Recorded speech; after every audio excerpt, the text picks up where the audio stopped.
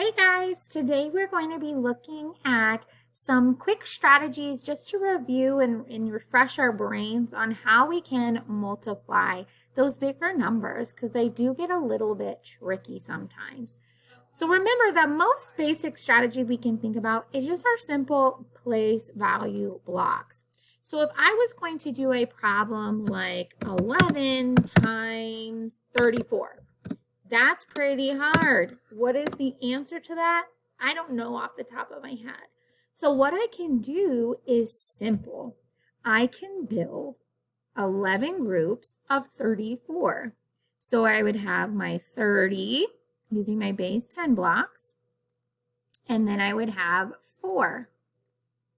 Now these base 10 blocks online are actually pretty cool because I can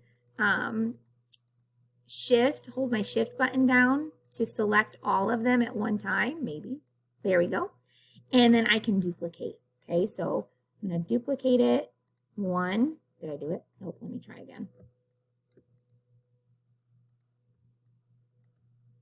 Okay, duplicate, that's 2, 3, 4, 5, 6, 7, 8, 9, 10, 11.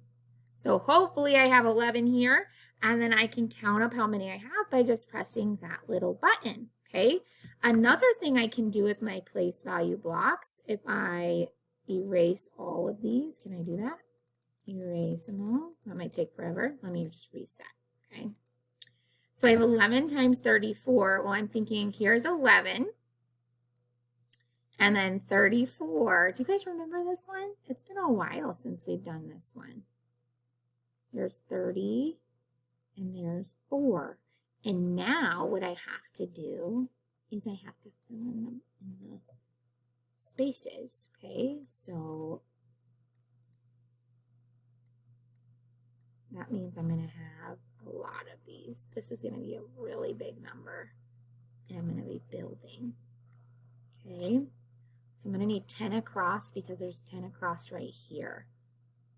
Do you guys see that? And then I'm just going to keep going and see what I get for my answer. But do you guys kind of remember this strategy? Got to do my ones place too. I'm just going to keep going all the way across. Okay, so there's your base 10 strategy. I'm not going to go over it anymore because you guys have done this before, and I know that you know how to do it.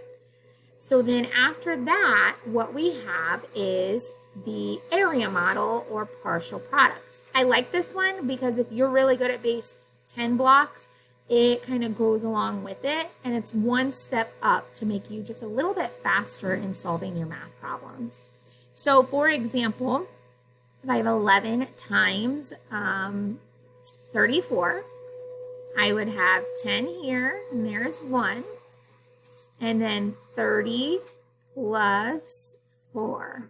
See how that all together would equal 34 and 11? Make my little box. Now I multiply. 10 times 30, that would be 300. 10 times 4 is 40.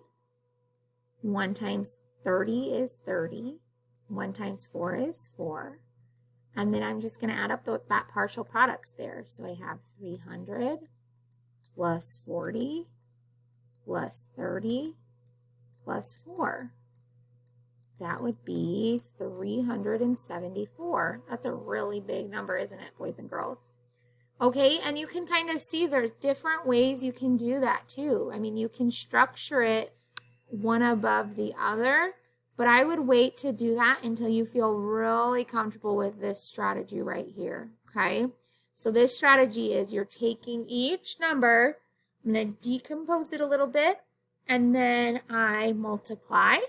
Once I'm done multiplying, I recompose it. I put it back together to get my answer. Does that one make sense to you guys? So let's review some of the ones that you guys can use. We have base 10 blocks. You can make groups of, or you can build this little model here. And then we have an area model with partial products. What's your guys' preference? Do you like to try to do the base 10 blocks, or do you prefer doing the area models? I'm very curious. So in the next little part here, you're going to take a poll. Base 10 blocks or area models?